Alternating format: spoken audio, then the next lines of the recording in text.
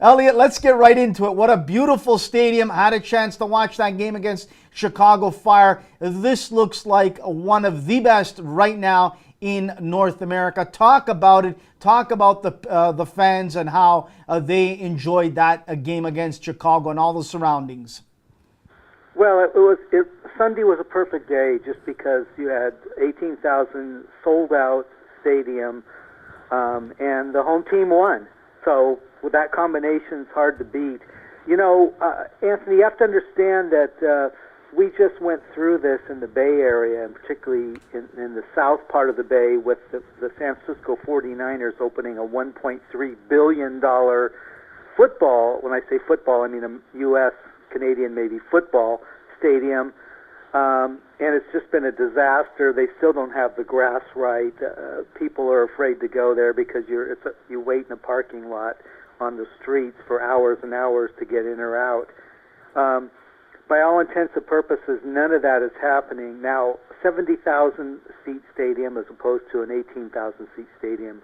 There's some mitigating circumstances, but the Quakes, and I think the whole city officials of San Jose were watching what happened across the road and took incredible planning precautions to make this thing go just right. And it has gone beautifully. It's a great facility.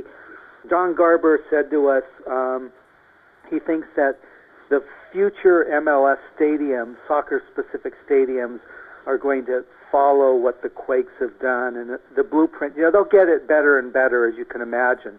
But this is sort of, they set the foundation for just the way a stadium should be. And I get to cover them in a nice press box finally after 7 years of garbage.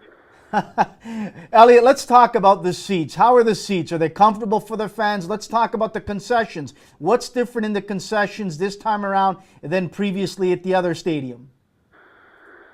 Well, the seats, they spent a lot of time, and they didn't go for the cheapest kind of bleacher seats. They went for, they upgraded that. They did a lot of, you know, this thing was supposed to be $60 million privately funded. And owners, by the time they were done, they spent about $100 million. So they just made improvement after improvement, and the seats are great, and there's not a bad seat in the house. I think this is even more important.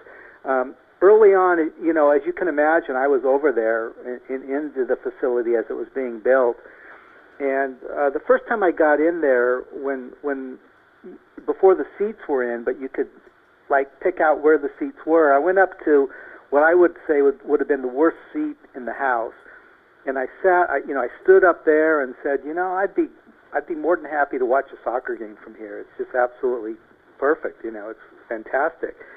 So all that, the seats are comfortable, and with the steep grading, it's you know, really good sight lines everywhere, and they have this purported world's largest bar in North America if you like to drink, and I don't know how fans can afford $12 beers, but I guess this is what they do in professional sports.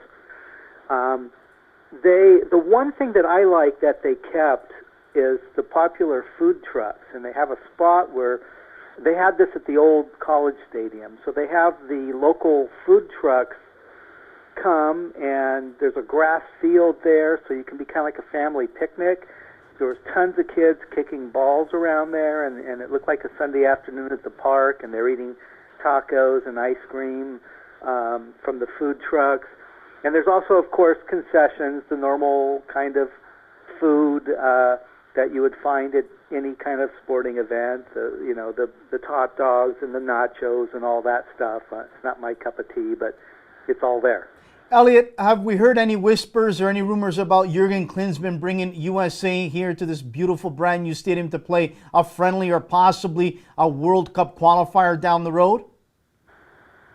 Nothing yet, but I do believe it's if it's not in the plans, it's a huge possibility. Now, the U.S. women's team is coming Mother's Day, May 10th, for the World Cup kickoff tour, and they're playing Ireland. Right away, the U.S. women came to me and said, when that stadium opens, we want to be there. So that they saw that as a market. I got to believe after Jurgen's experience at Stanford in the 2-week training, being in the Bay Area, and his kid playing at Cal next season, that he'd like to make a trip up here. But let's keep in mind that Levi Stadium, the 70,000-seat facility, also works with the Earthquakes to hold major soccer events. So if it were something like U.S.-Mexico, it would go to Levi Stadium, where you would get a larger crowd than the 18,000. So I think those are the things. But I hope so, and I expect the U.S. national team, the men's side, to be in the Bay Area at some point. Now, Elliott, what is the hot topic up here in Toronto today is where TFC plays at BMO Field, and possibly in 2016 they will be sharing it with a Canadian Football League team, the Toronto Argos.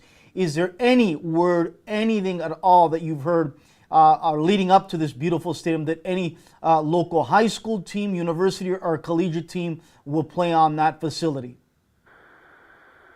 Oh, yeah. I can tell you, actually, interestingly, Anthony, I can tell you a little bit about what some of the plans are.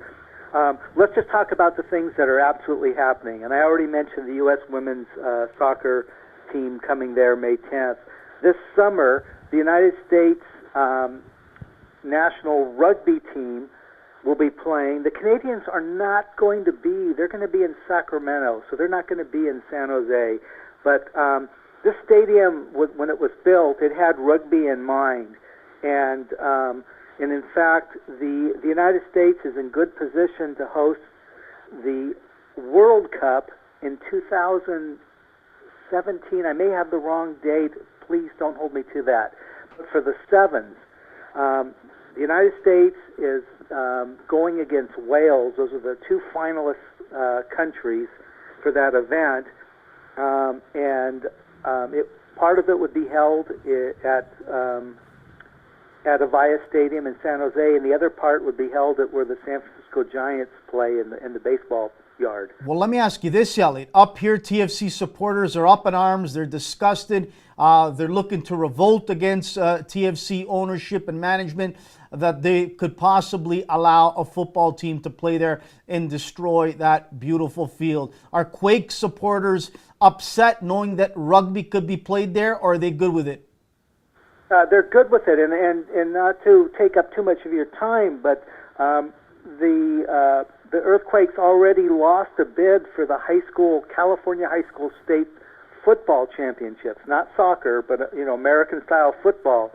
So I think the fans here realize it also has to be a business, and they need to make money to sustain the thing. And they also, the Quakes have assured, I've asked these kind of questions about the field because it's a beautiful field. They feel very confident that they can have these other events, and they've got great success with growing the grass and knowing how to do it right, and it won't wreck it for MLS play, for the Earthquakes. Elliott, just on a closing note, we really appreciate your time. We know that you're busy and you got to get going. Just on a side note, I'd like to get your quick thoughts on a guy who you spent a lot of time with, who coached the San Jose Earthquakes for a number of years, Frank Yallop, now the head man with Chicago Fire, a proud Canadian, but a guy that has really taken his lumps early on with the Fire and last year, and you could see that things are not right there. What have you seen? Did you have a chance to talk to Frank after the game? What's going through his mind the way they've started again? Frank, as you know, because you know him so well too, Anthony. He's optimistic. He doesn't throw any players under the bus, not publicly. Privately he might give you a little more details. But we did talk after the game. He doesn't have all his pieces right now. He also told me that you can't come in and build something overnight. And that this was a 3-year project at minimum, and it's going to take some patience. Last year was tough with all those draws. Those could have been a couple of them could have been victories, and suddenly you're in the playoffs, and it's not so bad. But they've had a bad start this year, obviously, 3 consecutive defeats. But it's not a bad team, and it's an 8-month season, so let's see what happens. Yeah, growing pains right now, but I wouldn't give up on them.